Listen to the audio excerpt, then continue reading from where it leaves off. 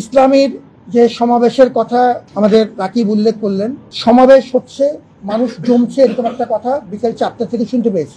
আমাদের নিজেদের মধ্যে আলাপ হয়েছে। আমি পুলিশের কমিশনার মহোদয় এবং স্বরাষ্ট্র উপদেষ্টা মহোদয় দুজনের সাথে আমরা কথা বলেছি। এটা একটা বড় কনসার্ন, কারণ এখন আমরা শান্তিপূর্ণ অবস্থায় শেষের দিকে এসেছি।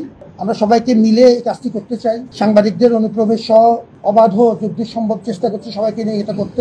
এই সময়ে বাইরের কোনো একটা উত্তেজনা বা উস্কানি আমাদের জন্য অত্যন্ত বিপজ্জনক। আমি ধন্যবাদ জানাই যে এই সংবাদটি আপনাদের তরফ থেকেও রিকনফার্ম করা হয়েছে। পুলিশের তরফ থেকে এবং অন্যান্য আইনশৃঙ্খলা তরফ থেকে আমাদেরকে পরিষ্কার জানানো হয়েছে যে গোয়েন্দা তথ্য সহ তারা চেষ্টা করছে স্পেসিফিকলি আইডেন্টিফাই করতে এবং কন্টেইন করতে। কন্টেইনের পথটি 8টি প্রবেশ পথে অলরেডি তারা করেছে। আমরা আমাদের তরফ থেকে চেষ্টা করছি সবার সাথে, এই জন্যই ইনফ্যাক্ট এই মিটিংটা করছিলাম। সুতরাং এই তথ্যের জন্য আমি ধন্যবাদ জানাচ্ছি। আমাদের তরফ থেকে আমরা কনসিস্টেন্টলি কাজ করছি।